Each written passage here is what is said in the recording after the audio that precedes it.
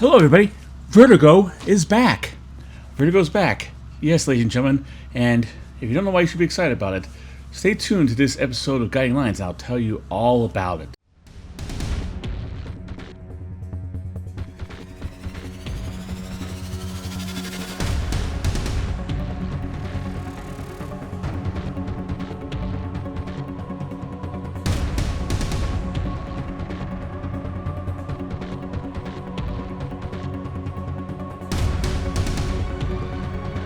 All right, ladies and gentlemen, thank you for stopping by for another edition of Guiding Lines. My name is Bill. Welcome. If this is your first time here, basically it's me going over the new releases for the upcoming week. This time it's going to be the week of February 11th. And basically I cover it I can tell you about what new series are starting this week, what series are coming to an end this week with their final issue, and if there's any issues of note that I think you should know about that don't fall into either of those categories. I also run down the facsimiles in case you're into that kind of thing. So let's get started with the big book of the week.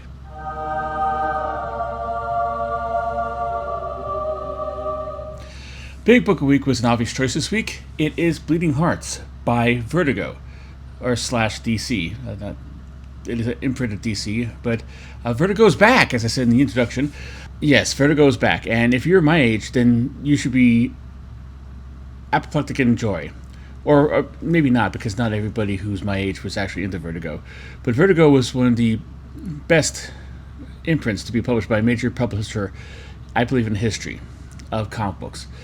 It involved intelligent, literate storytelling. It gave a home to authors such as Alan Moore, Grant Morrison, Jamie Delano, Neil Gaiman, and Peter Milligan. It started off when basically they created a resurgence of Y or Z level characters such as Sandman and Doom Patrol and Shade the Changing Man, and gave them over to these brash young British writers to take over, and they created artwork that was unparalleled and in sophistication, quality, and influence.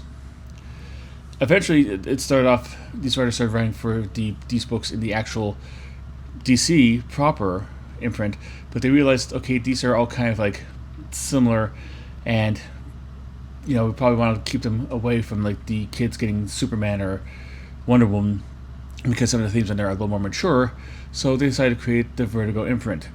Vertigo imprint became a very powerful imprint in comic books, and lasted quite a long time. It was a place where you could get... I can't say that everything that came from Vertigo is quality. There's a lot of people who got work at Vertigo who were kind of like, didn't really get it. Alan Moore, Neil Gaiman, Jamie Delano, Grant Morrison, they all had unique ways of doing mature writing, and artists like Stephen Bissett and Sam Keith and Chris Bacalo had a way of doing artwork that was challenging and creative. Not everybody had that. There's a lot of books that came from Vertigo that was basically weird for weird's sake, or filthy for filthy's sake. It didn't really have anything to say. It didn't expand the genre. It didn't do, it wasn't the golden example of what comic books could be. But there's a lot of gold in those dull hills. It became kind of like for concepts and ideas that normally probably wouldn't go fly in the way of like normal mainstream comic books, but would probably find a home in independent comic books. But with Vertigo, you had a much better system of distribution and a much better way of actually getting your books in front of eyes who people might want to read them. Some of the things that came in like later on after the original creation by the Doom Patrol and Sandman and Swamp Thing books were legendary in their quality and scope. Scalped by Jason Aaron and Arno Guerra. You had 100 Bullets by Brian Azzarello and Eduardo Rizzo. Fables by Bill Willingham and Mark Buckingham. Quality Preacher by Garth Ennis and Steve Dillon. These are classic all-time comic book series who probably wouldn't have gotten even published or even looked at if it wasn't for Vertigo being in existence. However, around the time when I believe like either Flashpoint came into effect or something like that, the powers to be at DC decided, well, like maybe we should just bring those characters back. Hey, I really want to write a Swamp Thing story where he teams up with Superman. I can't do that if it's in Vertigo. So eventually all the characters who started off at DC Comics, say like the Doom Patrol, Swamp Thing, and Animal Man and all those guys, were taken away from Vertigo and put back into DC proper. And then eventually Vertigo was kind of like died a slow death of doing independent books. And then it's sort of ipso facto replaced by DC Black Label. DC Black Label is going to still be around today. There's also a new #1 in that imprint, so there's going to be, two ways of doing this. But I think it's going back to kind of like the last days of the original Vertigo. DC Black Label will be the place for more adult, mature one featuring mainstream DC characters like Harley Quinn and the Joker and Batman and Wonder Woman, whatnot. And Vertigo is going to be the place for more original content. I don't know if it's going to be the same thing where the creators hold on to the rights for the original content or not. There's been dodgy things about the original thing of Vertigo. Very famously, Bill Willingham had said that he is declaring that his fables, anybody accused the character, he's declaring them as being open into the public domain. And DC was quick to chime in and says, no, we own those characters. So that kind of goes against what everybody knew about the original Vertigo. I don't know if if the creators are owning these characters, or it's going to be part of the big Warner, DC, Netflix, Paramount conglomerate. But that will remain to be seen. However, I am excited about this, but my excitement is tempered a little bit by its first offering. Bleeding Hearts involves a world that has been taken over by zombies. And one particular zombie finds himself changing a little bit. He develops a heartbeat. I would have liked to see the story. It seems a pretty good concept. I would have loved it better if I didn't see it already in, I believe, 2016, maybe earlier, maybe later, movie Warm Hearts, the one starring Nicholas Hoult, Teresa Palmer, and John Malkovich. That, about the zombies' riddled world where they begin to come back to life by developing a heartbeat. And that's a main motivating plot point of that movie. Two things could have the same kind of concept and go in different directions, and doesn't mean that it's going to be necessarily bad, but it doesn't mean it's necessarily original. And I know what I'm saying, like all the books I mentioned that started off Vertigo were not exactly original concepts to begin with. Doom Patrol was created in the 60s. Sandman went through several different incarnations from the 40s on to present day. I understand it. I get that. It's good. But, I would like to have, if you're going to have, something that's exclusively not have anything ties to DC Comics continuity and going completely on its own and original, I'd like to have something that a more original take for its first offering. Well, technically the first offering is actually A Nice House by the Ocean, which is already, I think, on its 7th issue, so it was a Black Label before it came over to Vertigo. So I'm not counting that because it already pre-existed in DC Comics and stuff like this. This is the first new Vertigo one, so this is why I'm giving this the focus on it, in case you're wondering. This Tiny Onion, I'm sorry. But the fact is, I love zombies. I love the concept. Like I said, I loved it when it was in the movie. I just want to see what new things they bring to it. And who knows? This fears might be unfounded. This might be like a wonderful, raucous take on the concept that goes in directions that the movies wouldn't even imagine considering going into. But nonetheless, that's my one little nit to pick with that concept. The book will be $3.99 for 40 pages. It's going to be ongoing. Like the price point for the amount of pages you're getting. That's a good start.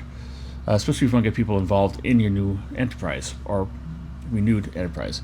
Written by Dennis Camp, art by Stepan Marian, and he's also going to do the cover Colors will be by Matt Hollingsworth. Letters by Hassan Atsmain Elhal. There will be 5 other covers to support this. Cover B by Jay Lee. Cover C by Nick Dragata. Cover D by Chris Bacallo. Good touch, guys. Really good. Bringing back the old masters into your new Vertigo expression. It seems like a no-brainer, but a lot of people want to think that, so congratulations on that. Cover E will be an Alvaro Martinez Bueno connecting variant, and there will be cover F, a Stepan Moran foil virgin.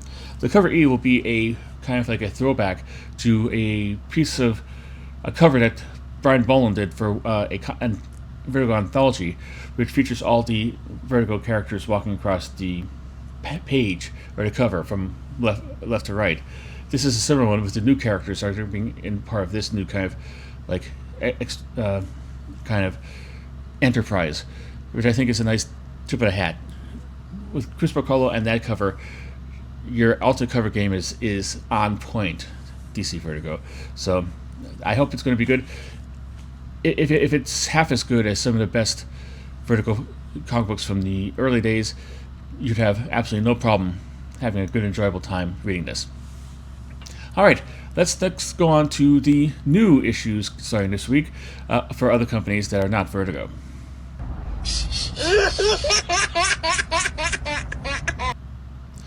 We're going to start off with Marvel. Marvel has a couple new series. Of note, some starring semi-quasi-popular mutants. First one will be Cyclops number 1. $4.99 for 32 pages. Be a 5-issue limited series. Written by Alex Pacnadel. Art by Roge Antonio. And colors by Fernando Cifuentes. The cover will be by Federico Vincentini on art and Marcio Menyes on colors. This is a new series starring, of course, the leader of the X-Men, or at least at one time, maybe current, leader of the X-Men, Cyclops. He has had a number of miniseries in the past. This one is spinning off of course, the Age of Revelation crossover, which will probably be providing fodder for stories for at least another year. And I believe in that segment he was one of the people who were sent back in time, or sent forward in time to the new world, and he's now sent back and try to deal with it, and there's a whole kind of like confusing kind of like rigmarole about that. I didn't read the crossover, I didn't read any of the stuff leading up to this miniseries, but I believe this will tie into Cyclops and him dealing with the time travel and maybe possibly being in the wrong timeline, and how he's handling that. There'll be 3 open order covers to go along with this. One by Clayton Crane, one by Godtail, and one by Hicham Himachi. There'll be 2 incentives. 125 by Edwin Gallman, and 150 at the Clayton Crane cover, but a virgin. I'd like to take this time to actually apologize for my hair. My hair is usually a problematic thing for me, personally, because I'm a raging egotist who somehow looks like this. The dichotomy is real. However, I just got out the shower, so you're going to be watching during the process of this video, it awkwardly drying. Like one strand at a time. And that strand will just pop out like that one, and the rest will be like where I was when I combed it. So I have little control over it. So I hope you find that entertaining if you don't find the information about the comic books entertaining. I don't know how I'll have to do that, but hey, you know what. Next up, new issue is not a mutant one. I'll get to another mutant one after this one, but this one is Mark Spector, Moon Knight, number 1. $4.99 for 32 pages. It's going to be an ongoing. Written by Jed McKay, art by Dev Pramanik, colors by Rochelle Rosenberg, and the cover will be by Eric M. Gist. If a Moon Knight series written by Jed McKay sounds somewhat familiar to you, then you would probably remember that long ago there's Moon Knight, Fist of Khonshu, that ran for 15 issues, and it was written by Jed McKay. Yes, this happened back in 2007. No, I'm wrong. 1997. Nope. It happened 2 months ago. Yes, this is another one of those whole kind of like, we're going to cancel the series after 15 issues. At least it got to 15 issues instead of 10. We're going to cancel this series that you've been invested in, you've got on your pull list, and we're going to give you a new one with the same creative team, or at least partially the same creative team, that's going to carry on the storyline like nothing happened, and voila. Excellent idea to get new readers on top of there. The one thing I want to stress to this to Marvel, who keeps on doing this constantly for all their issues and all their series and everything like that, could this be a good jumping on point for new readers? Yes. It's also a great, excellent jumping off point for old readers who were kind of like, meh. And count me in that. I didn't think the Fist of Khonshu series was bad. However, it wasn't really, didn't strike me as being like, didn't sing to me, to my heart. And that happens. Everybody has their own kind of like ways of going about stuff and doing stuff and what they love and what they don't love, and stuff that they would go to climb the Himalayas to get the issue of comic book, and there's some that wouldn't even get one if it was delivered to you by Chappell Rowan in that dress she wore to the Grammys. I understand that, but for me it was just kind of like, okay, I'm looking to have some upheaval in my life. I need to kind of like reassess my finances in the new year. I am not going to pick this up. Sorry. And I don't know if I'm going to be the only one, but if I am, eventually this kind of policy is going to backfire in their faces. And even though it's supposed to be an ongoing, let's see if it lasts past 10 issues before it's either revamped again or just Moonlight's put on a shelf again, and until somebody else, after enough time has passed that they think it's fresh enough to bring back that people want to read it. All right, Marvel's supporting this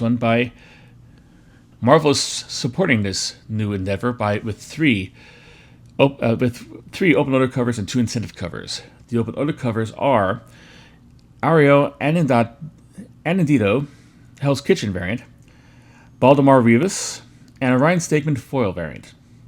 The 2 incentives are 1 of 25 of a Matthias Manhanini cover, and a 1 of 100 of the main cover by Eric M. Gist, but only a virgin. The other mutant who's getting a new issue from Marvel this week is Wade Wilson, Deadpool, with Wade Wilson Deadpool number 1. $4.99 for 32 pages. It's going to be an ongoing.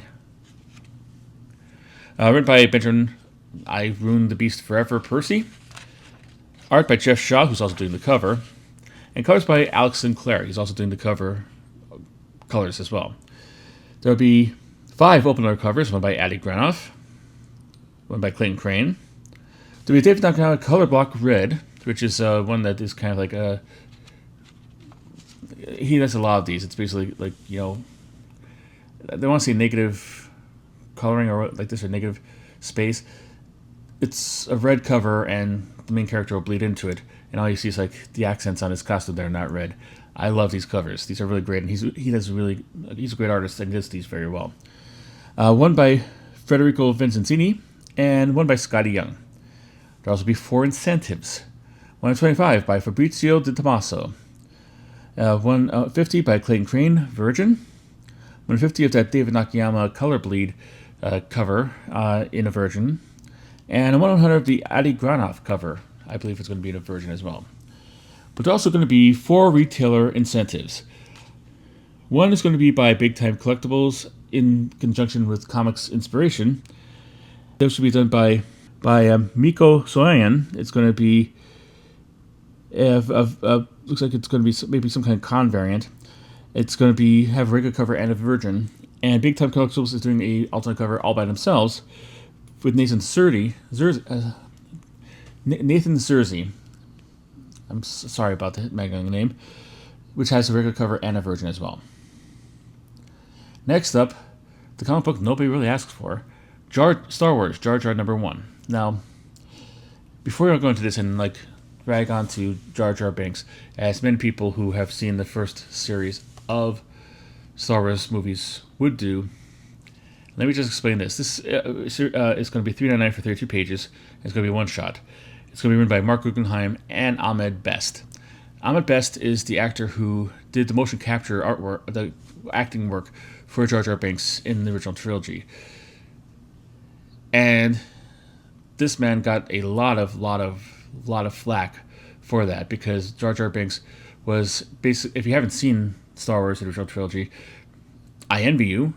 And 2, Jar Jar Binks was a comic relief character instilled into the film to entertain the kids while their adult parents are minding the actual dialogue and stuff for stuff that tied it into the first original series of movies. And as you can tell by this, I'm annoyed by a lot of stuff very easily, and Jar Jar Binks hit all the buttons on that as well. And I think like Lucas didn't realize that after that, because in the second and third Attack of the Clones and Revenge of the Sith, I believe those are the two ones. Episode 2 and Episode 3, in other words, his role has been diminished greatly. But that doesn't mean that was anywhere fair the treatment that Ahmed Best got. He's an actor. He's doing a job. He didn't write the script. He didn't develop the character. He didn't come up with it. He didn't decide to instill it into the Star Wars franchise. That's all George Lucas. He just got, being the public figure of that, got slammed with it. He eventually got a new role in Star Wars universe as a Jedi Master, and a pretty good one. I think it's in the Ahsoka series, if I'm not mistaken. The character he played in that will be appearing in this one shot, so it's going to be meaning to Ahmed Best Star Wars characters. So you got that going for you, which is nice. They'll be joined on art by Laura Braga and Kieran McEwen, and a cover by Torrin Clark. There'll be two other covers to support this, one by Dave Wachter, and a Torrin Clark Black History Month connecting variant. They're also going to, the final new issue from Marvel, but not the final new issue of the entire week, I wish it was, because it's a really big week, is The Fall of Ultraman #1. $4.99 for 32 pages, and it's going to be a one-shot. Written by Kyle Higgins and Matt Groom. Art by David Tinto. Colors by Rochelle Rosenberg. And the cover will be by Netho Diaz on art, on pencils, I should say, Jay Leaston on inks, and Fernando Cifuentes on colors. There'll be one open order cover by Marcos Martin, and one incentive on 125 by Jung Yun Yoon. Ultraman, of course, is the popular Japanese character, parodied by Ultra Klutz in the 80s. That's all I really know about it. Next, let's move on to Dynamite, one of my favorite, most problematic publishers in existence today. They have a new one-shot out, Thundercats Valentine's Day Special 2026, #1. $5.99 for 40 pages. Written by Ed Brisson, art by Elton Tomas, and cover by Nicoletta Baldari. There'll be 5 open order covers to support this. A cover B by Sebastian Perez, a cover C by Zulema Scotto Lavina, a cover D is going to be an animation art variant. Cover E will be a blind bag variant. Dynamite has blind bags for all of their issues, except for one Thundercats issue. This is going to be a completely blind bag. It was supposed to come out last week, but we're going to talk about that later. Foreshadowing. And cover F will be a Nicoletta Baldari Virgin. There'll be 4 incentives. A cover G, a 1 in 10 animation art Virgin. Cover H, a 1 in 15 Sebastian Perez black and white variant. Cover 1, a 1 in 15 Zulema Scott Lavina Virgin. And cover J, a 1 in 20 Sebastian Perez Virgin. They're also going to come out with Vampirella Winter Special 2026, #1. $5.99 for 40 pages. It is also going to be a one-shot. It's going to be written by Liam Johnson, art by Jordan Michael Johnson, cover by Mike Ruth. 4 other open out covers. It's going to be cover B by Joseph Michael Linser, cover C will be by Selena, cover D will be a cosplay variant, and cover D will be its blind bag variant.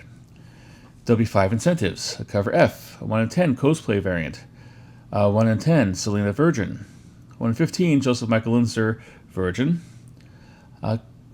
Cover I will be a 1 in 15 Mike Ruth Virgin, and cover J will be a 1 in 7 Joseph Michael Linser variant.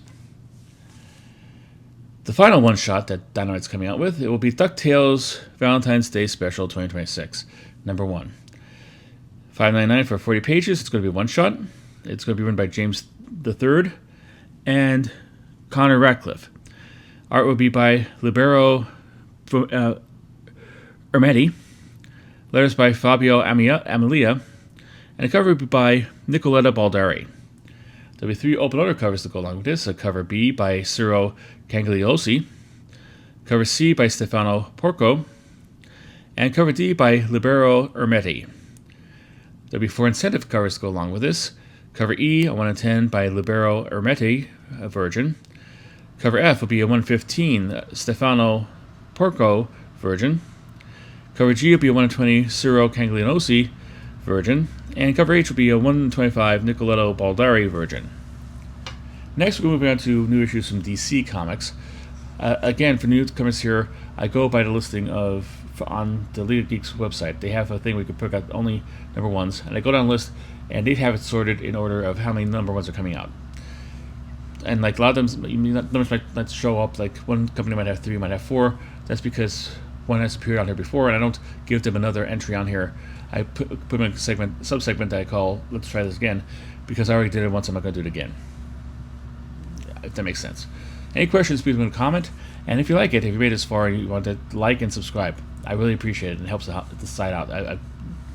It would be a great big help. All right. DC has a annual coming on for its Absolute line, Absolute Wonder Woman annual number 1, $5.99 for 48 pages. It's going to be written by Kelly Thompson.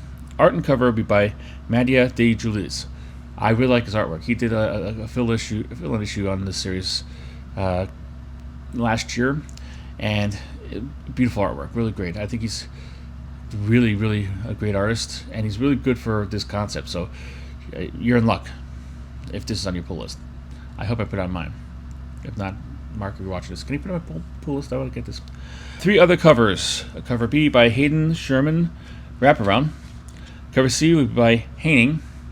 And cover D will be by Dennis Cohen. Dennis Cohen is a master here, and he's being inducted into the Eisner Hall of Fame this year, and much deserved, well overdue. I think I might do a segment on like the Eisner Hall of Fame, maybe a recurring feature, and like list of all the people who are in it, and like why they deserve to be in there, and why you should know them, and where you might know them from. Let me know if you think that's a good idea in the comments. All right. Also, DC is the other, like I mentioned earlier, the Black Label book, Sirens, Love Hurts number 1, $3.99 for 32 pages, 4-issue series. Written by Tini Howard, art and cover by Babs Tarr, colors by Mikel Merito, and letters by Becca Carey. This appears to be a kind of a tie-up in the kind of Gotham City Sirens / Birds of Prey kind of characters. I believe Harley Quinn's going to be in it, Poison Ivy, Catwoman, and a whole bunch of other ones. So if you're a fan of those characters, this might be a more adult take on it, so you might want to look into it if you are, in fact, an adult. 4 open covers to go along with this. Cover B by Derek Chu. Cover C by Soso Meka. Cover D by Tula Lote, Connecting. And cover E would be a foil version of the Soso Meka cover. There will be 1 incentive, cover F, a 1 in 25 by Babs Tarr. I guess it's of her actual cover for the like her cover for the book, perhaps. Next, we're moving over to Image. Image has a couple books coming out. Witchblade, Annual 2026, number 1, $5.99 for 48 pages. It's written by Mark Silvestri, Matt Hawkins, Marguerite Bennett, and Ryan Cady, with art by Steve Furchin, Giuseppe Camaro, who's also going to do the cover, Pat Booton, Gibran Ferdian, which is also doing the cover and the colors on the book, and Robert Willis. There'll be 1 open order cover to go along with this, a cover B by Stefan Sejic. 3 incentives, a cover C, a 1 in 10 by Giuseppe Cafaro, Virgin. A cover D, a 1 in 25, Giuseppe Cafaro, Black and White. Cover E will be a 150 Stefan Sejic, Virgin. There will be 4 retail exclusives. 3 of them are be from the partnership between 616 Comics, Comic Suite, and Comic Traders. It is a Shikari Virgin cover. There's going to be 3 A, B, and C variants of it. Different coloring, stuff like this, so we gotta look out for it. And the 4th one is one from Walt's Comic Shop, which is going to be a Luana Vecchio cover. They're also coming up with a new miniseries based on a Lovecraft story, The Thing on the Doorstep, number 1, $3.99 for 32 pages. It's going to be a 5-issue limited series. Written, a story by H.P. Lovecraft, It's going to be adapted by Simon Burks.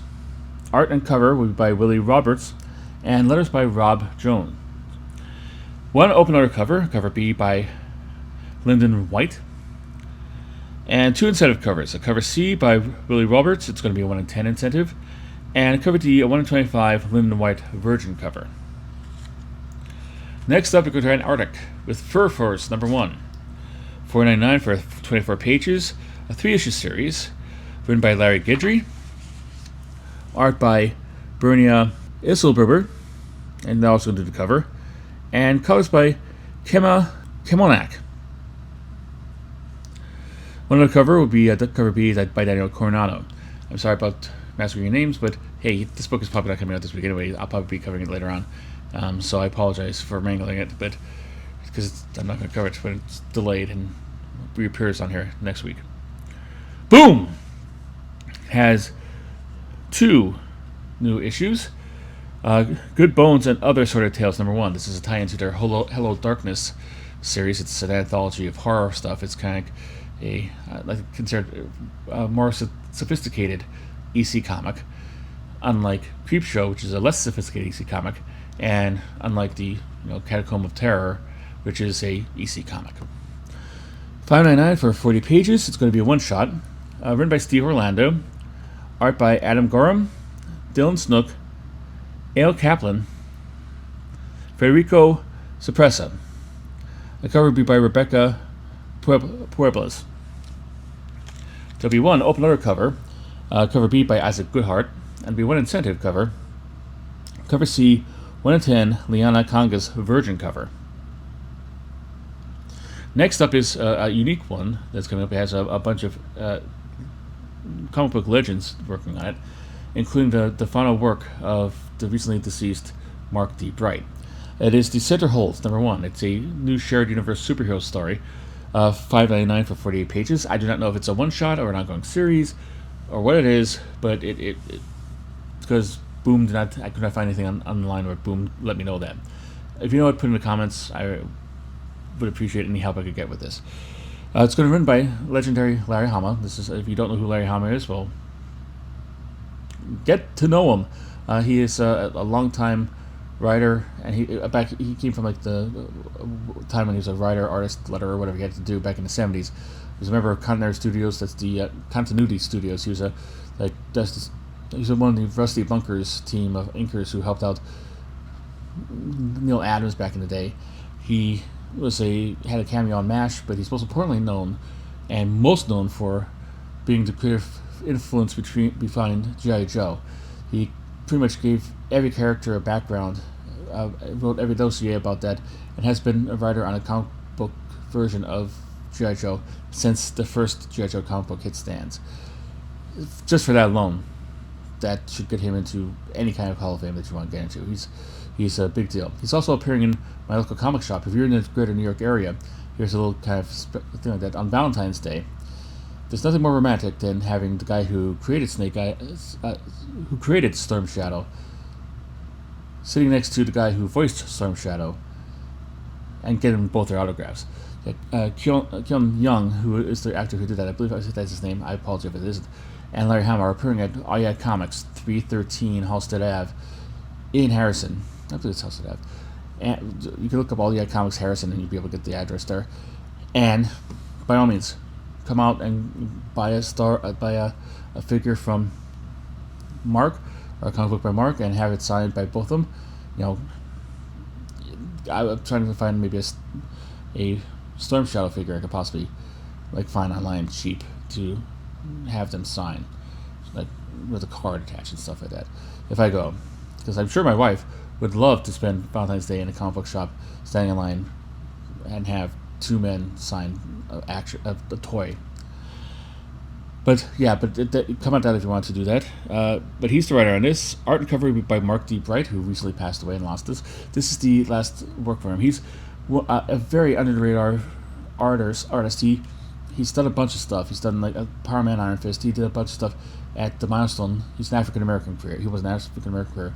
Did a whole bunch of artwork for Milestone. He did a whole bunch of other stuff all around. I think he did Valor for DC Comics. A lot of stuff. Very very good artist. Not exactly flashy, not stuff that gets your attention, but he's the guy who got the job done. It was good. It looked attractive. It was great. It didn't like grab you like say a Jim Lee or George Perez or anything like that. But then again, it was more better and competent than many other artists that worked at the same time. He should have gotten a whole lot more shine from the comic book community than he did, and unfortunately he's no longer with us. So hopefully he'll, this will stand as a lasting legacy to his artwork and his career. He's one of my favorite artists. So, colors will be by Josh Burcham, letters by Janice Jiang, and a cover by Joel Quinones. There will be 3 open order covers: a cover B by Carrie Randolph, a cover F by Jamal Eagle, and a cover G by Mark D. Bright, Unlimited Virgin. I think this is a version of what his cover would have been if, Oh, actually, he does. He's also working on the main cover, so I think the cover might have 2 sides, and Quinones is doing one, Mark Bright is doing the other one. I don't know, but this is a variant of that whatever cover that Mark Bright is doing. There will be 3 incentives: a cover C, a 1 in 10 of the Carrie Randolph variant, but in a Virgin. Cover 1 in 25 by Chuck Patton, Virgin. And a 1 in 50 Mark D. Bright, black and white, signed Hama variant. There's all those creators on the variant covers are African American creators, which I think is a nice touch. I don't know if it's done to honor Mark Bright and him being a founding father of African American creators, or just there's something tying into the story that has to deal with the African American creators or people of color. But whatever, it's nice to find and these are 4 great artists. I already talked about Mark Bright. Carrie Randolph is also excellent. Jamal Eagle is a great artist. Chuck Patton is a legendary artist. He did a run on Justice League. He did basically the Justice League Detroit era, and again, a really great, solid artist back in the day who did not get the proper respect he deserved. So this might be a good pickup for you if you like all these guys. Maybe Mr. Hama will have it at his signing, and maybe I'll be able to pick it up then. All right, next on, we're going on to Ignition Comics. And the issue they have 2 issues, as a matter of fact. Just Brutal, number 1. $4.99 for 32 pages. It's written by Dennis Hopeless. Art, lettering, and cover by Bram Revel. And the colors will be by Marissa Louise. There'll be 1 open order cover, a cover B by Jorge Corona, and 1 incentive, a cover C, a 1 in 10 by Noel Kenny. The other book is a Ashcan, the other/half Ashcan edition, number 1. It'll be $2. I don't know how many pages you're getting for this $2 comic book, but I'm going to do a whole thing for Girlfriend's Guide to Comics about different formats. Ashcan is a format that's like smaller than a normal comic book. It dates back to the 30s when comic books were new, and people might not have actually had content for a comic book title, but wanted to reserve the title. So they would basically do a smaller, cheaper version of the comic book in a smaller size with the cover that read, say, Wiz Comics or Captain Marvel Comics or whatever. So they publish it, so they have the copyright to it, so nobody could steal it until they got a chance to actually make it themselves. This carried on into it was brought back in the 90s, where I think Heroes Illustrated, the magazine, it was kind of like a competitor to Wizard, would include Ashcans, these small version of comic books of titles coming up, along with their magazine. So this is going to be a smaller version of that. $2 for that. I don't know if, they should be, usually these are given away for free, but who knows? Maybe I don't know if it's going to be a smaller size. It could be like a regular size comic book, but less content. I don't know. Not a lot was given on the League of Comic Geeks website for this. It did tell us who the creative team is. It's going to be written by Jim McCann, art by Joel Eisma, colors by Pete Pantanis, and letters by Ann World Design. Next up, we have Keen Spot. And Keen Spot, this one I thought appeared on here before. If it did, I don't like to repeat this. This is why I've created the whole let's try this again aspect for it. So I didn't have to go through listing all the creators and the variant covers and stuff like this again and again and again when it's delayed 6 or 7 weeks ago. So if this appeared on here already and you've already heard this again, I'm sorry. It'll only be brief. It's going to be Witchtober number 1. $5.99 for 32 pages. It's going to be written by Caden Phoenix. Art and cover by Renata Garcia. There'll be 3 other covers to go along with this. Cover B will be a blank variant. Cover C and D will both be done by Renata Garcia. One will be foil and one will be metal. Next up, Amp Comics is coming out with Gigante. $4.99 for 24 pages. It's going to be a one-shot. Written by Shane McKenzie. Art and cover by J.M. Corella Chena. The other cover will be a cover B by J.M. Corella Chena. I don't know if it's going to be... You'll see it up there, and you'll be able to tell if it's different from the main cover. It might be a virgin. It might be a foil. I don't know. That they didn't really go into the specifics. Dark Horse has a new series coming out. The Crown, A Tale from Hell, number 4. If this is the fact that Hell is involved in it, you know it's a Hellboy tie-in. $4.99 for 32 pages. It's going to be a 2-issue series. Mike Mignola and his 2-issue Hellboy tie-in series. This means I'm going to have to talk about this again next month. And like it's just like plays my mind because I'm old. I'm confused. I'm like, wait a minute. Did I talk about this last issue last week? And like, oh no, it's the first issue last week or last month, whatever. Written by Mike Mignola and Todd Mignola. Todd Mignola is Mike's brother, just so you know. Nepotism at work. Well, I mean, I don't think it's real nepotism. It's your creation, and you can do whatever the heck you want with it. But it's a story about brothers involved in a power struggle in hell. So I'm sure having your brother writing it with you is kind of a really good way to actually, you know, get the sibling rivalry down pat. Art and cover will be by Warwick Johnson Caldwell, and letters will be by Clem Robbins. There'll be one other cover, a cover B, as typically done by Mike Mignola. I love the fact he's still doing artwork, even if it's only for alternate covers for his Hellboy tie-in series. IDW has a licensed one, Sonic the Hedgehog, Sonic Racing Crossworlds, number 1. $4.99 for 32 pages. It's going to be a one-shot. Written by Jasmine Omar Atta, and art cover by Ryan Jampo. There'll be one opener cover, a cover B by Rick Mack, and one incentive, a 1 in 10 by Thomas Roethlisberger. I don't know if he's in relation to Big Ben of the Pittsburgh Steelers, but if he is... Alright, Mad Cave, Barbarian Behind Bars, number 1. It's about a barbarian who comes to modern times, and I guess he gets arrested and thrown into prison. I think there's a What If with Conan that covered similar territory, but that was decades ago, so hey. If you haven't read it, it's new to you. $4.99 for 32 pages. It's going to be a 5-issue series, written by Elliot Kahan. He did, I think, Knock 'Em Dead and a bunch of other series for Aftershock and a bunch of other things. I think he might have had a part in the very, very, very good. Oh God, what the name escapes me.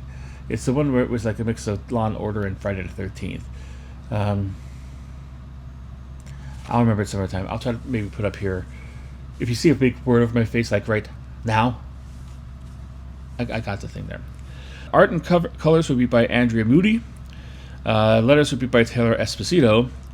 Cover will be by Francesco Tomaselli. And there'll be one other cover, a cover B by Raza.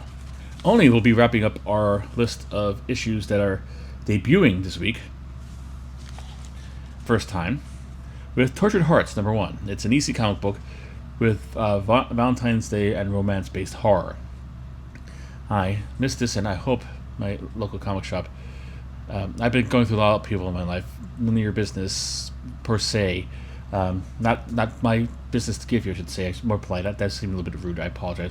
But it's... You know, a lot of things are falling by the wayside, and it's lucky you're getting any videos at all, let alone on a regular basis. I almost didn't get this one, but... It's going to be an anthology, of course. It's going to be $8.99 for 56 pages, and it's going to be a one-shot.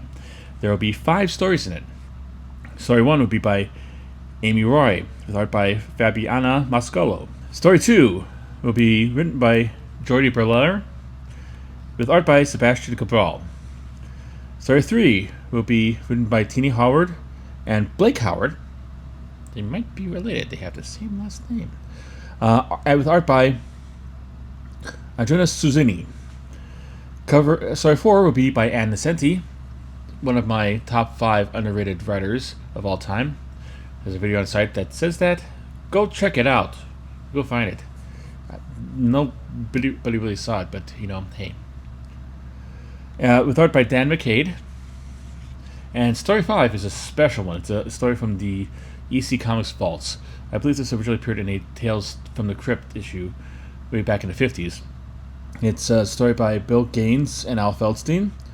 Art by Reed Crandall, one of the most underrated artists of the Golden Age. Very good artwork. Did a lot of artwork for quality. He did like a lot of Black Hawk issues. Set the tone for that. Very great artist. Colors by Marie Severin. Letters by Jim Roten. And the cover for the entire issue will be done by Dustin Weaver. There'll be 2 open orders to support this. Cover B by Miguel Mercado and a cover C by Tim Fowler. There'll be 3 incentives. Cover D, a 1 in 10 by Sean McManus. Cover E will be a 1 in 20, Tom Fowler artist variant. And cover F will be a 150, Patricia Samandiego variant.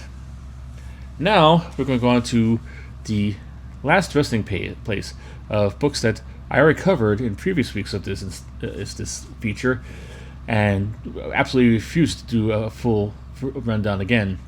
It's one I say, let's try this again.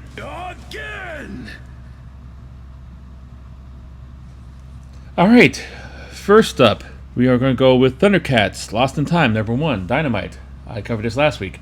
In case you don't remember what this is the fully blind bag version of this issue that came out.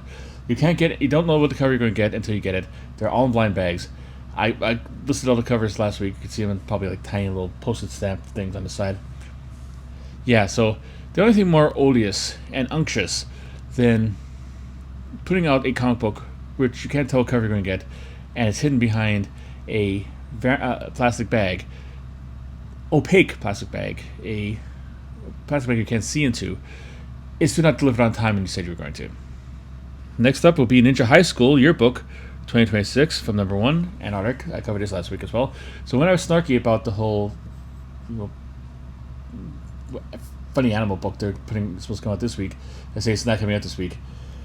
This is like the 3rd week in a row that they have had stuff they promised to come out, but they didn't bring it out. So, yeah. They don't have a good track record. Next up is Super Thick Lucky's Tales, #1. This is Keen Spot. I covered this last week as well. These are usual suspects. All 3 of these constantly have like stuff that they've not delivered on time and all that jazz. And the last one will be The Digger from Invader Comics.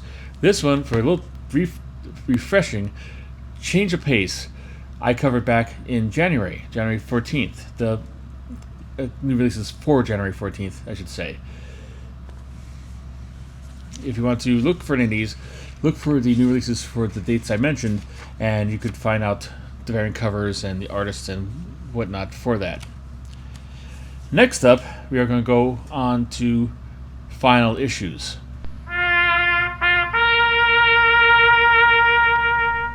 I'm going to start with DC, and Batman and Robin is coming to an end.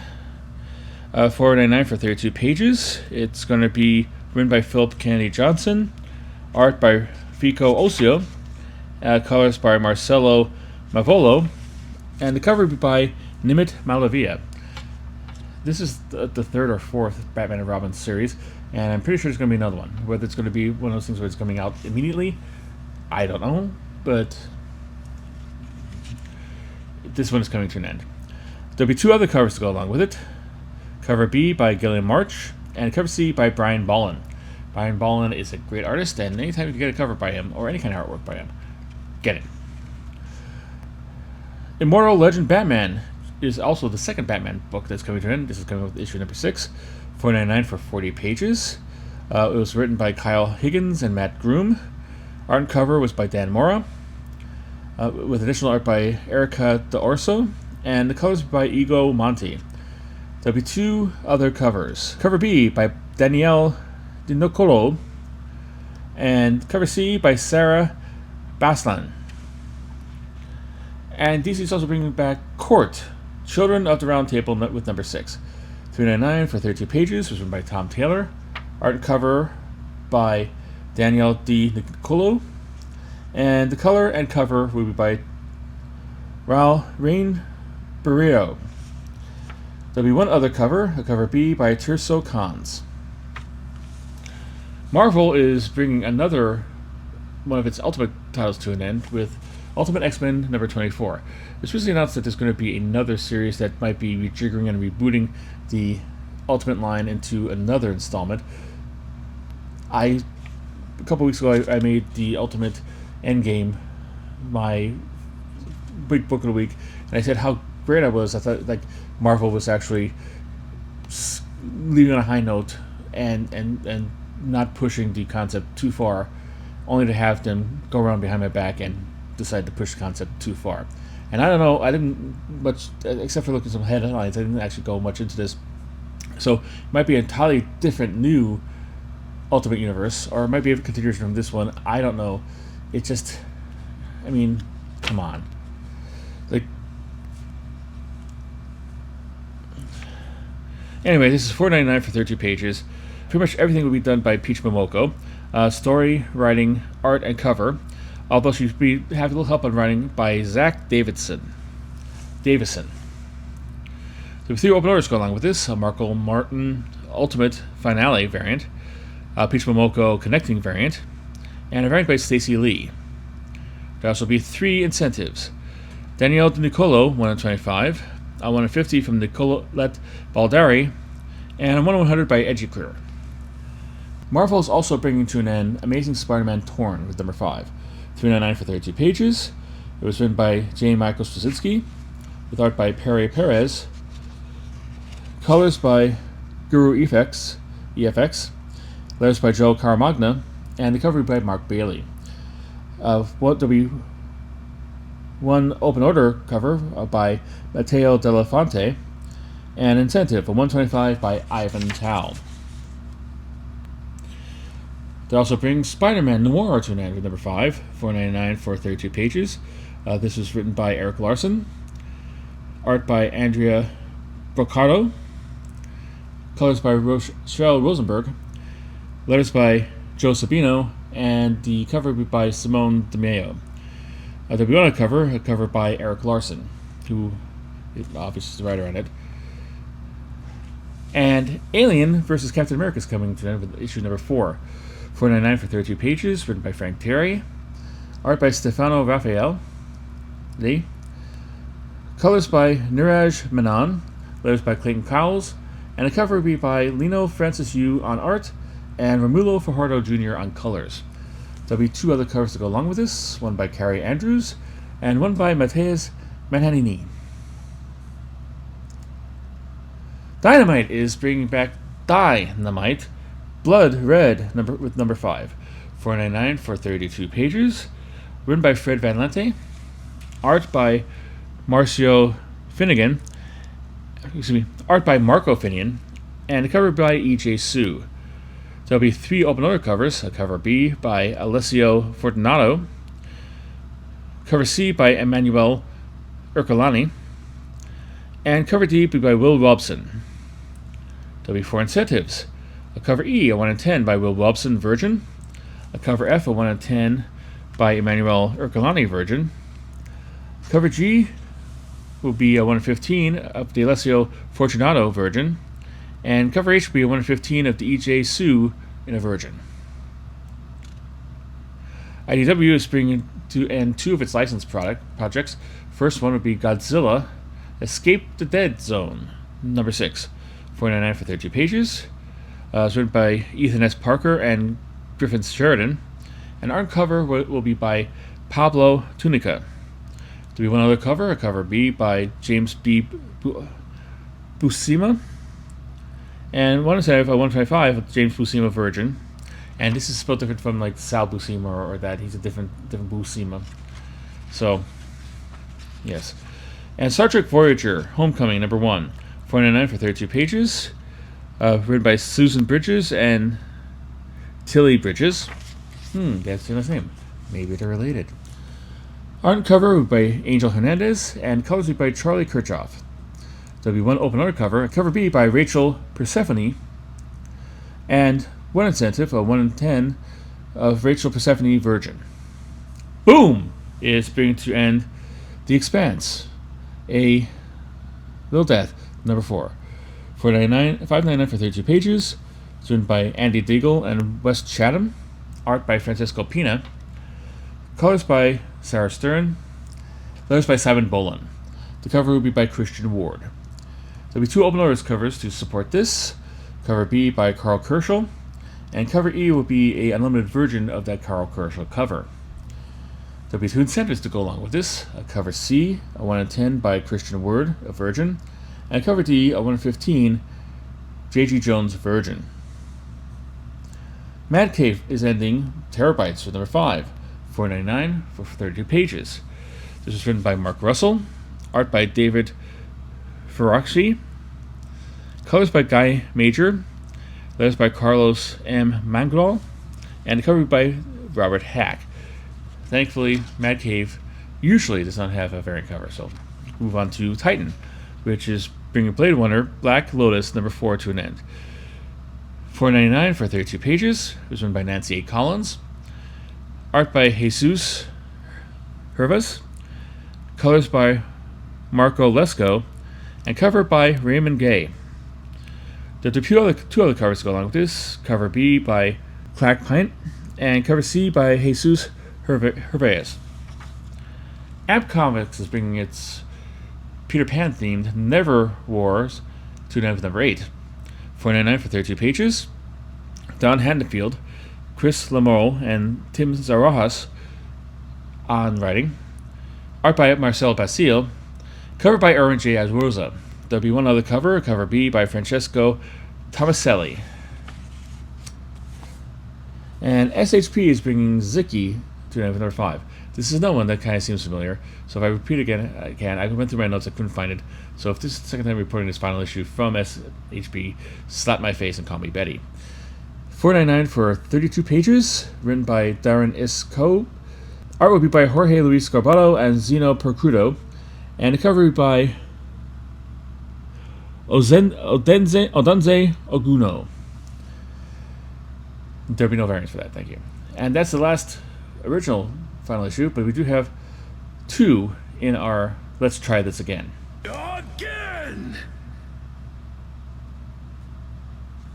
Alright, Tama, number 6, or T-A-M-A, I don't know how you pronounce it. From Panic Entertainment. I covered this last week. It apparently did not come out last week, so it's scheduled again for next week. And Doctor Who, The Prison Paradox, number 4, from Titan. I also covered this last week, and it is delayed until next week. So, good luck in getting those final issues into your local comic shop. Next, I have 1 issue of note. This looks interesting. Alright, this is from Mad Cave, and it's Phantom number 5. $4.99 for 32 pages. Written by Ray Fawkes. Art and colors by Russell Olson. Letters by Taylor Esposito. And the cover will be by Freddie E. Williams on art, and Andrew Dahlhaus on colors. There'll be 2 other colors to go along with this. A cover B by Kanan Wright, and a cover C by Natasha Burstos. Why am I putting this in this one? The League of Comic Book Geeks doesn't have anything scheduled for next month for this issue, for this title. Mad Cave, however, likes to give its licensed properties a little room to breathe and a little hiatus after arcs. I believe this is the end of first arc, and it says so in the thing as the first arc. And since this is the first arc, that leads me to believe that it's going to be coming back. So this will be, if you have this on your pull list, be alert that this is going to be the last one for a while. I will let you know in the issues and notes when it comes back if I catch it, and I should be able to catch it.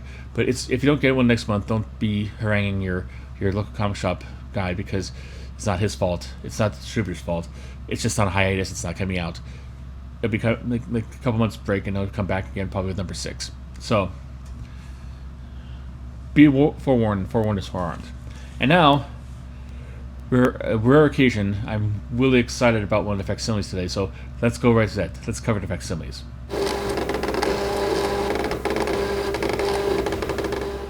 First off, DC, And the first facsimile, and this is the one I'm most excited for, no offense to Marvel or Archie's variants, is Superman number 423. What is this? This is the first of a two-part story, which I consider the best Superman story ever. It is Whatever Happened to the Man of Tomorrow. And if you know, you know. If you don't, let me give you a little history on this. After Crisis Infinite Earths, DC Comics decided to revamp Superman from the ground up. They decided to actually try to... They brought in hot, popular artist, writer John Byrne to come in and, changed everything around, and it became a big deal. But that meant that the old Superman that was around for 40 years at that time, well, actually over 50 years at that time, had to go bye-bye. And he was, for a couple months there, he was like a lame duck. He was just going through the motions. But DC decided to do something very classy with it. And for all the fans of that, they had their hottest writer that they were working with them, and they still had a good relationship with them at the time, Alan Moore, do a two-part closure of the Silver Age pre-crisis Superman.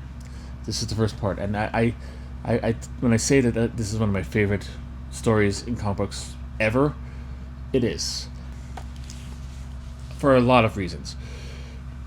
Most of all because if you know Alan Moore and his writing, you know that he has a great deal of respect and admiration and love for the Silver Age. And nobody typified Silver Age than, at least for DC, than Superman. Superman had the goofy stories of Silver Age. He had the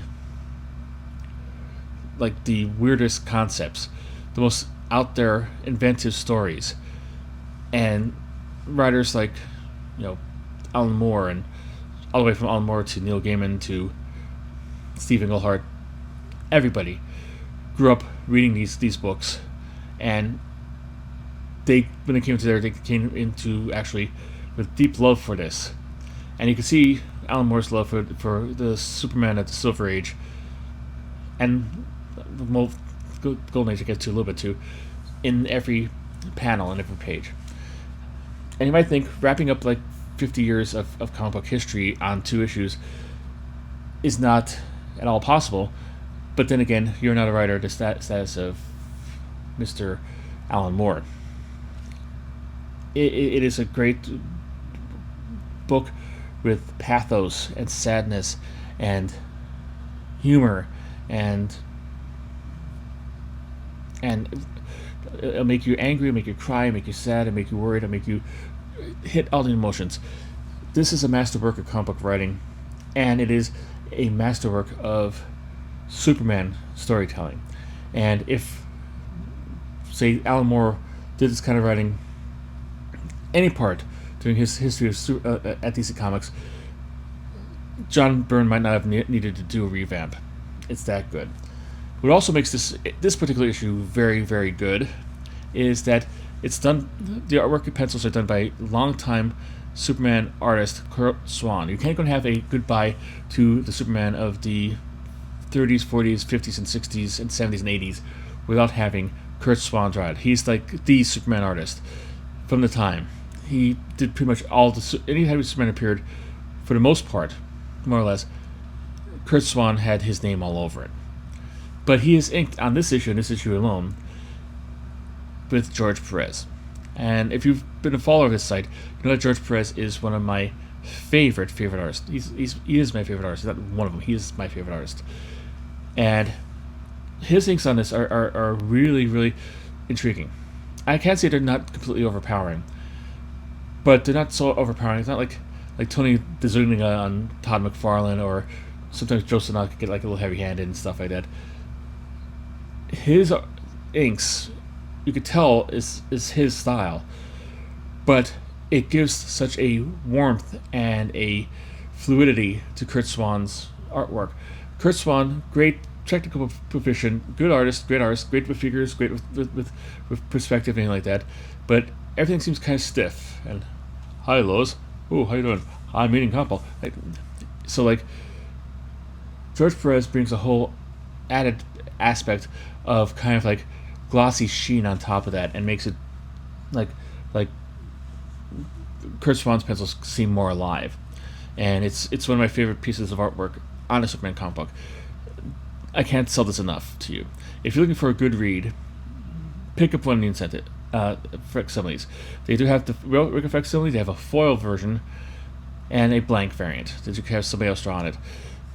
But why bother? Because both Kurt Swan and George Perez are no longer with us, and nobody in comic books, and this is a bold statement, and this is hot take.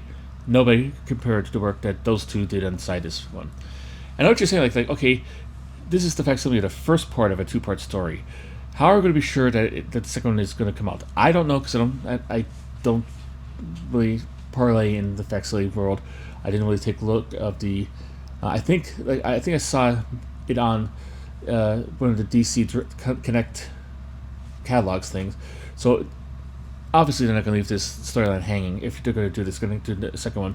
The second one takes place in Action Comics. I think it's like 526 or something like that. Somewhere around there. I don't know. 525. I don't know. It was a higher number than this, but in that one it continues the story, but like Kurt Swan is joined by his longtime inker Murphy Anderson on it, and they do the final installment. It's kind of a jarring change between the two inking styles if you read them back to back or in the same compilation. They do have a compilation of this, but it is. If you're going to say goodbye to Superman as a concept, and you have Kurt Swan in there as the artist, you're going to have Murphy Anderson ink at least one of these issues, because they were the team for Superman for so many decades prior to this. So this would be my high recommendation. I would have made this you can't not make Vertigo the book of the week, and having a facsimile be the book of the week seems kind of silly.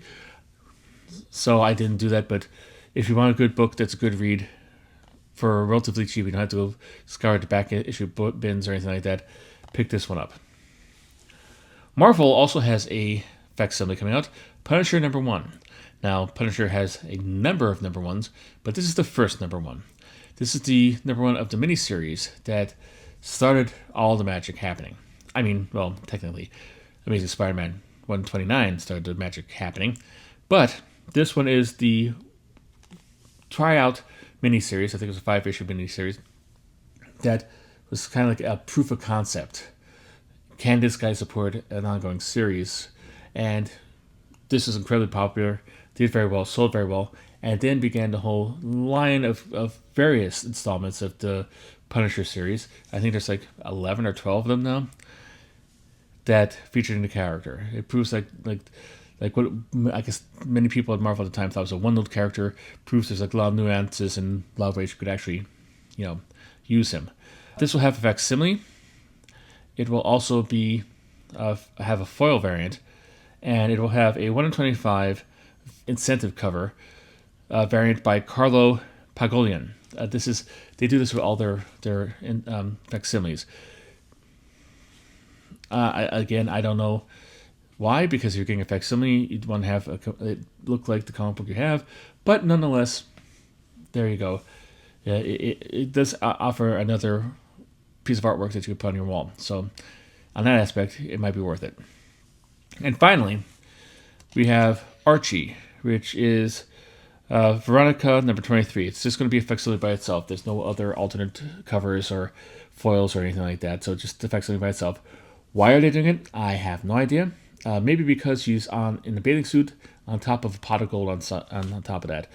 Anytime any Betty or Veronica appears on a cover of any Archie comic book, it usually is kind of a key and more expensive than you could find in the wild. So this might be a way to get all the people who have that kind of thing, who want to see teenage girls drawn in a cartoony style wearing bikinis to fill that kind of kink. So go right ahead, pick this up, and if you want to, and make sure you check in with your moral conscience before you do that. I don't know what that means. I don't care. I actually, there's a couple of covers by Dan Parent that I would like to get at some point. So I'm not judging. I'm just think it's kind of funny that this is a big thing in the whole world. It's like Archie Comics, nothing else sells except for like the double entendre covers or the bikini covers. All right, so that's it for this week. A very long, overstuffed one because there's a lot of stuff to talk about. So, what do you think? Are you excited about Vertigo being back? Are you going to get any of the books? Looking at all the books. What was your favorite Vertigo book from the first series, first time around? Are you excited by any particular series in this time around? Anything else floats your boat that you like? Are you going to pick up that Superman facsimile? You really, really should. It's a really great story. Although I believe you could probably find the story in other formats, other places. It might be in the best of DC Comics Alan Moore. I know they had a small trade paperback that collected both issues into it. So there might be other ways of getting this that you don't have to go through getting a facsimile. But come on. I mean, it is one of the best stories ever written. And I'm saying this, like, I am an Alan Moore fan. So I am kind of like predisposed to like it. But and a George Perez fan and a fan of Kurt Swanford, like, gotta be downright honest. I think you should get that. So that's all it is. Would be wrapping up for this week, and I'll be back next Friday with another round for the week of February 18th. So if you're interested in this, tune back then. Until then, keep on collecting.